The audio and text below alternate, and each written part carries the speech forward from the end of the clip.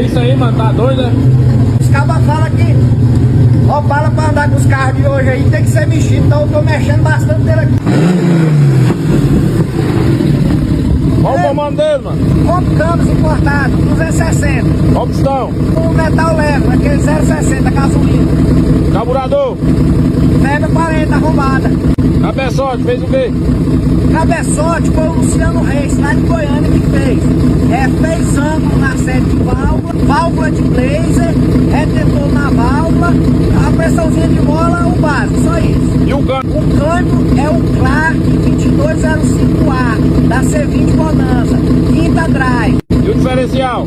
Casquinha de ovo, 273, mais longo.